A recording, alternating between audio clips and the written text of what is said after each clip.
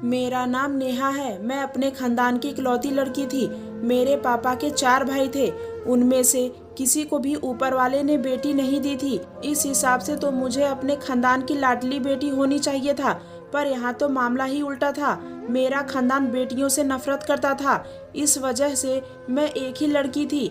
मेरी बुआ, जिन्होंने मेरे दादा के दुश्मन के बेटे से मोहब्बत की और शादी कर ली, पर जब यह बात मेरे दादा को पता चली तो दोनों घरों में तूफान उठ गया, जिसमें मेरे दादा और एक चाचा अपनी जान से हाथ धो बैठे।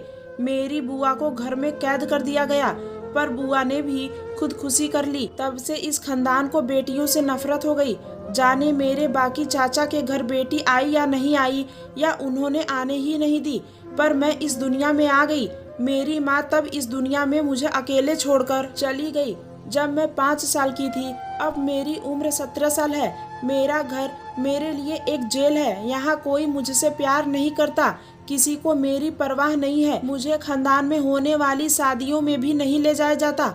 सारा खानदान मुझसे नफरत करता है और मैं भी किसी से मोहब्बत करती हूँ। उसका नाम नीरज है। वो मेरा पड़ोसी है, पर मैं जानती हूँ कि वह कभी भी मुझसे शादी नहीं करेगा। उसके माँ बाप और वह खुद भी कभी ऐसा नहीं चाहेंगे, पर मेरा दिल सिर्फ उसके लिए धड़कता है। एक दिन मेरी सामत तब आई जब मैं अपने छोटे चाचू से टकरा गई। मेरे हाथ में चाय का कप था जो उनके सफ़ेद कपड़ों पर जा गिरा। सोने पर सुहागा यह हुआ कि जब वो मुझे डांट रहे थे तो उसी पल उनको एक कॉल आई। यह कॉल उनके ऑफिस से आई थी। कॉल सुनकर मेरे चाचू हक्के बक्के रह गए। क्या नुकसान हो गया हमारा, वह भी लाखों का। मेरे चाचा ने कॉल बंद की और सीधा मेरी तरफ देखा, जैसे नुकसान मेरी वजह से ही हुआ हो। मैं बहुत घबरा गई। तुम ही हो मनहूस लड़की, इतना कहकर वह वहां से चले गए और मैं वहीं खड़ी रोने लगी। मैंने देखा नीरज वहीं दूर खड़ा यह सब देख रहा था, लेकिन जैसे ही मैं उसकी तरफ पलटी तो वो भी बिना कुछ कहे वहां से चला गया। सच कहते हैं, सपने अपनी औकात देखकर ही देखना चाहिए। कुछ दिन गुजरे, मेरी जिंदगी में एक और तूफान आ गया। मेरे पापा मेरे लिए रिश्ता देख चुके थे। मैं किसी और से शादी नहीं करना चाहती थी। मैं दिन रात परेशान रहने लगी। एक दिन मेरी चाची ने कहा कि तैयार हो जाओ, तुम्हें देखने लड़के वाले आ रहे हैं। मैं उनके सामने कुछ बोल नहीं सकती थी। जब मैं तैयार होकर बाहर आई तो यह देखकर हैरान रह गई कि जिस लड़के का रिश्ता मेरे लिए आया था वो तो देखने में पापा से भी बड़ा लग रहा था। पापा तो उनसे ऐसी बातें कर रहे थे जैसे रिश्ता पक्का कर चुके हो। वो लोग तो मुझे देखते ही पसंद कर बैठे। जब मैं अपने कमरे में वापस आई तो मैं बहुत परेशान थी। सारी रात रोती रही और सोचती रही कि अब हिम्मत नहीं करूंगी तो कब करूंगी। आखिर यह मेरी जिंदगी का सवाल है। अगले दिन छुट्टी का दिन था। नाश्ते की टेबल पर सब मौजूद थे। मैंने सबको कहा कि मुझे एक जरूरी बात करनी है। न जाने फिर मुझ में इतनी हिम्मत कहाँ से आ गई। पापा, मुझे आपसे एक जरूरी बात करनी है। आप जहाँ मेरा रिश्ता करना चाहते हैं, मैं वहाँ शादी नहीं करना चाहती। मेरा यह कहना था कि सब मेरी तरफ देखने लगे। मेरी चाची ने तो मुंह पर हाथ रख लिया और आपस में बातें करने लगी।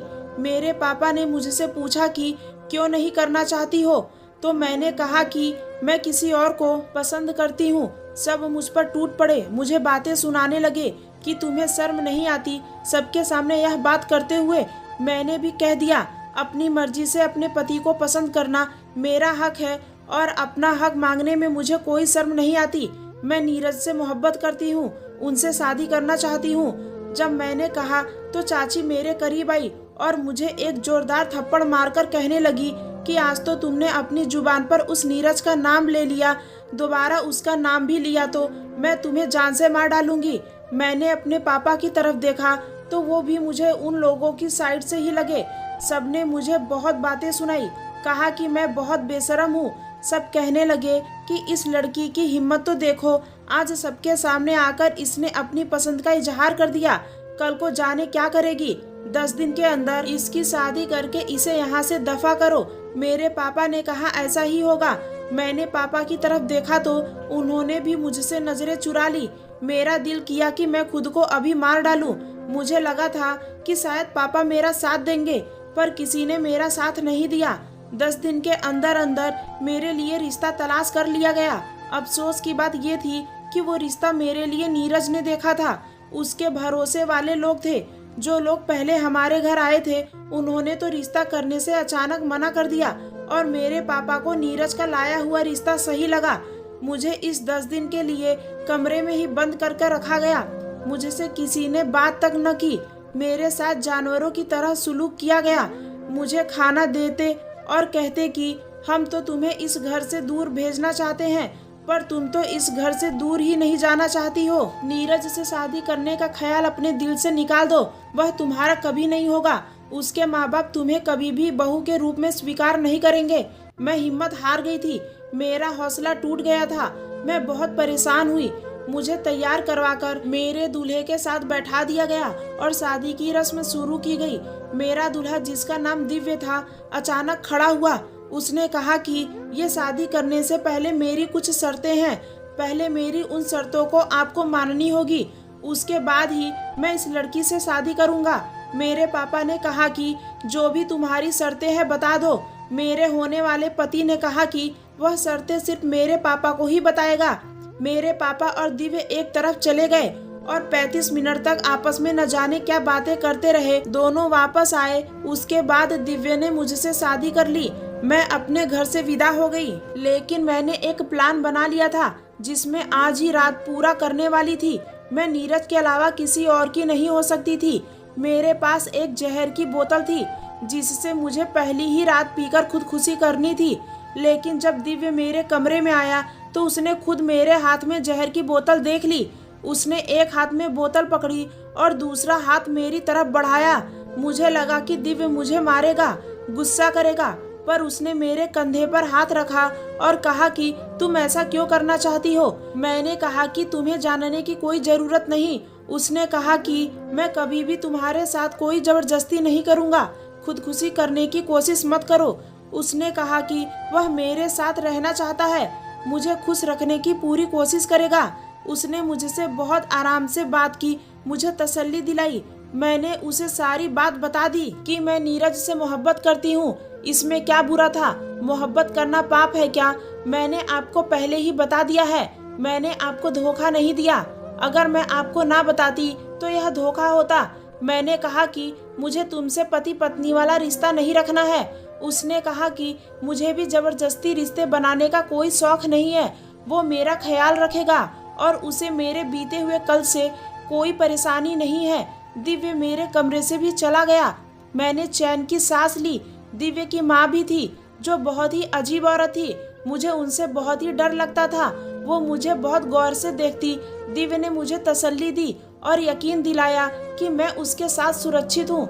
लेकिन सुबह होते ही एक खबर ने मेरे कदमों तले से जमीन निकाल दी। जब मेरी सास ने मुझे यह बताया कि दिव्य अमेरिका जाने के लिए रवाना हो गया है, मैं हैरान रह गई कि कोई दूल्हा शादी की अगली सुबह ही अमेरिका कैसे जा सकता है, और वो भी अपनी नई नवेली दुल्हन को बताए बगैर। दिव्य तो यह कह रहा था कि वह मेरे साथ रहेगा और हर अच्छे बुरे दिनों में मेरा साथ देगा, लेकिन वो तो सुबह उठते ही मुझे छोड़कर चला गया। मेरा सर घूम गया। मैंने गुस्से में आकर अपनी सास से कह दिया कि आपका बेटा ऐसा कैसे कर सकता है। कम से कम मुझे बताकर तो जाता, मुझसे मिलकर तो जाता। तो मेरी सास ने कहा कि उसने शादी के पहले ही तुम्हारे पिता के सामने 3 शर्तें रखी थी। उसमें से पहली शर्त यही थी कि वह शादी के अगले ही दिन अपनी जॉब पर चला जाएगा। क्या तुम्हारे पिता ने तुम्हें यह नहीं बताया? इसके बाद मेरे पास कोई जवाब नहीं था। क्या कहती कि मेरे पापा ने मुझे सच में कुछ नहीं बताया। मैंने उनसे पूछा कि बाकी की 2 शर्तें क्या है। उन्होंने कहा कि अपने पिता से ही पूछ लेना। मैं अगले ही दिन अपने घर गई, अपने पापा को बताया कि मेरा पति तो मुझे बताए बगैर ही अमेरिका चला गया है। मेरे पापा ने कहा कि यह कौन सी नई बात है, दूसरी औरतों के पति भी जॉब के लिए देश से बाहर जाते हैं, तुम्हारा ही पति कौन सा अकेला घर छोड़कर गया है। मैं पापा को हैरान होकर देखने लगी। उन्होंने कहा कि अब तुम अपना घर संभालो, अपनी सास की सेवा करो। पति बाहर गया है तो वापस भी आ जाएगा। आज से हमारे घर आने की जरूरत नहीं है। मैंने सोचा था अब तो मैं इन सब से दूर चली गई हूँ, अब तो यह मेरा साथ देंगे, लेकिन अब भी सब घर वालों का रवैया मेरे साथ ऐसा ही था। मैं रोती हुई वहाँ से निकली तो घर से बाहर जाते हुए मैं नीरज से टकरा गई। उसने मेरी आंखों में आंसू देखे पर कोई सवाल नहीं किया। मैंने भी उससे कोई बात नहीं की, लेकिन उसे शिकायती नजरों से देखा जरूर था। कहीं न कहीं वही मेरा मुजरिम था। मुझ में कोई कमी नहीं थी, उससे खूबसूरत थी। अगर वो मुझे अपना बना लेता तो आज मेरी जिंदगी ऐसी न होती। वह जानता था कि सारी उम्र मुझे उन पापों की सजा मिलेगी जो मैंने किए ही नहीं। अगर वो चाहता तो मुझे बचा सकता था, पर वो भी जालिम बन गया था। मैंने अपनी सास से दिव्य का नंबर लिया, सोचा कि उसे कॉल करके ही पूछ लूं कि उसने मेरे साथ ऐसा क्यों किया। मेरी सास ने पहले तो मुझे नंबर देने में काफी आनाकानी की, पर फिर नंबर दे ही दिया। मैं नंबर लेकर अपने कमरे में आई और बहुत उम्मीद से उनको फोन मिलाया, लेकिन यह सुनकर मैं हैरान रह गई कि यह नंबर बंद है। मैंने उस नंबर पर बने व्हाट्सएप पर मैसेज किया, वहां पर भी दिव्य ने मुझे कोई जवाब नहीं दिया। और हैरानी की बात तो ये थी कि वो मेरे मैसेज देख रहा था, लेकिन उनका जवाब नहीं दे रहा था। मेरी जिंदगी तो उसी दिन बर्बाद हो गई थी जब नीरज के अलावा मेरी शादी किसी और से हो गई थी। लेकिन अब तो मुझ पर जुल्म ये हुआ था कि मेरा पति मुझे पहले ही दिन छोड़कर चला गया और अब तो मेरी बात तक नहीं सुन रहा था। मैंने किसी तरह हालात को एक्सेप्ट कर लिया, क्योंकि मेरे पास कोई और चारा नहीं था। मेरी सास ने कहा कि वह जल्द ही वापस आ जाएगा, पर मेरे पास जीने का कोई वजह नहीं थी, कोई रास्ता नहीं था। फिर घर में कुछ अजीब हरकतें होने लगी। जब रात को एक दिन मेरी आँख खुली तो मैंने देखा कि मेरी सास मेरा हाथ पकड़े बैठी थी। मैं उनको वहां देखकर चौंक गई तो कहने लगी कि तुम्हें देखने आई थी कि तुम सो रही हो या नहीं। मुझे नहीं लगता था कि उनको मेरी इतनी फिक्र थी कि वह अपनी नींद खराब करके मुझसे पूछने आएंगी कि मैं सोई हूँ या नहीं। पहले दिन तो उन्होंने यह बहाना बना दिया कि वो मुझे चेक करने आई थी, लेकिन अब ये रोज होने लगा। जब मैं गहरी नींद में सो जाती तो मेरी सास मेरे पास ही आकर बैठ जाती और मैं उनसे बहुत डरी हुई थी। मैं उनकी इस हरकत से बहुत परेशान हो गई थी। एक तो मैं इस घर में अकेली, ऊपर से रोज रात को मेरे पास बैठी रहती और मेरे नींद से जागने पर कोई ना कोई बहाना बना देती। वह कहती कि मैं तुम्हें देखने आई थी। एक दिन मैंने तंग आकर अपनी सास से पूछ ही लिया कि आप क्यों रोज रात को मेरे पास आकर बैठ जाती हैं, तो उनके मुंह से एक बात निकली जिसको सुनकर मैं हैरान परेशान रह गई थी। उन्होंने कहा कि मुझे यह करने को कहा गया है। मैंने उनसे पूछा कि किसने कहा है आपको, तो वह घबराई और वहां से चली गई। मैंने उनसे बार बार पूछा, पर उन्होंने मेरे सवालों का कोई जवाब नहीं दिया। अब मेरा माथा खटक गया। आखिर उनको किसने कहा था कि वो रोज रात को मेरे पास आकर बैठे? यह मेरे साथ क्या हो रहा था? मैं अपने पापा के घर गई और पूछा कि दिव्या ने शादी से पहले 3 शर्तें रखी थी, बाकी की 2 शर्तें क्या थी? मेरे पापा ने मुझे बताने से मना कर दिया। आज मैं हैरान रह गई थी, मेरे सब्र का बांध टूट गया था। पापा, उस परमात्मा के पास मेरी माँ से आपकी भी मुलाकात होगी। अभी से सोचना शुरू कर दीजिए कि आप उस दिन उनके सवाल का क्या जवाब देंगे जब वो पूछेंगी कि मेरी बेटी का ख्याल रखा था कि नहीं। मैं रोते हुए वहाँ से चली गई। मेरे पापा कुछ न बोले। मैंने कसम खा ली कि मैं मरते दम तक इस घर में वापस नहीं आऊंगी। 4 महीने इसी तरह गुजर गए। मुझे खबर मिली कि मेरे मायके में कोई झगड़ा चल रहा है। शायद मेरे चाचू आपस में लड़ रहे थे, लेकिन मुझे उनसे कोई वास्ता नहीं था। मैं वहां जाती थी तो मेरे साथ गैरों से भी बुरा सुलूक किया जाता था। मैंने वहां जाना और वहां की खबर रखनी छोड़ दी। दिव्य ने भी मेरे एक भी सवाल का जवाब नहीं दिया। मैं सारी रात रोती, पूरा दिन मुझसे ना गुजरता। मुझे मेरी जिंदगी से नफरत होने लगी थी। जी चाहता था कि आत्महत्या कर लूं, लेकिन मेरी सास हर समय मेरे साथ साथ ही रहती थी। एक दिन तो मुझ पर आसमान टूट पड़ा जब दिव्य की तरफ से मुझे तलाक के पेपर मिले। मैं हैरान रह गई, इस शख्स ने मेरे साथ ये क्या कर दिया। एक दिन भी मेरे साथ नहीं गुजारा और मुझसे साथ निभाने के वादे करके अकेला छोड़ गया। अब प्रदेश में बैठे बैठे उसने मुझे तलाक दे दिया। मुझसे ऐसी क्या गलती हुई जिसकी मुझे सजा दी जा रही है? मैं बहुत परेशान थी। अब मेरी सारी हिम्मत जवाब दे चुकी थी। मैं घर की छत की तरफ गई। मेरी सास ने मुझे रोकने की कोशिश की, पर मैंने हाथ छुड़वा दिया। मैं बिल्कुल किनारे पर खड़ी हो गई। बस मैं वहां से कूदने ही वाली थी कि किसी ने मेरा हाथ पकड़कर मुझे अपनी तरफ खींच लिया। मैं हैरान रह गई यह देखकर कि वह शख्स नीरज था। तो तुम मरना चाहती हो? नीरज ने जब यह कहा तो मैं हैरान रह गई। वो मुझे वहां से ले गया और गाड़ी में बैठाकर एक सुनसान जगह पर ले आया। वो एक पार्क था, वहाँ पर हम आमने सामने बैठे थे। मेरे दिलो दिमाग में हजार सवाल थे। नीरज ने मुझसे कहा कि मैं इस दुनिया की सबसे बड़ी बेवकूफ़ और जल्दबाज लड़की हूँ। जिस तरह तुम मुझे पसंद करती थी, मैं भी तो तुम्हें पसंद करता था। मैं तुमसे शादी करना चाहता था, लेकिन मैं जानता था कि यह सब इतना आसान नहीं है। मेरे माँ बाप तुमसे नफरत करते थे, इसलिए मैंने दिल ही दिल में सोच रखा था कि मैं खुद कुछ बन जाऊं तो फिर मैं तुमसे शादी करूंगा। पर तुमने जल्दबाजी में आकर सब कुछ खराब कर डाला। जिस दिव्य नाम के लड़के ने तुमसे शादी की थी, वो मेरा बचपन का जिगरी दोस्त है। मैंने उससे कहा था कि वह तुमसे शादी करके तुम्हें उसके घर से दूर ले जाए, वरना तुम्हारे घर वाले तुम्हें किसी और के साथ विदा कर देते और मैं कुछ न कर पाता। दिव्य ने तुम्हें हाथ तक नहीं लगाया, क्योंकि वह ऐसा कर भी नहीं सकता था। वह अमेरिका नहीं गया है, बल्कि शहर में ही कहीं रह रहा है। उसकी माँ को मैंने तुम्हारा ख्याल रखने को कहा था।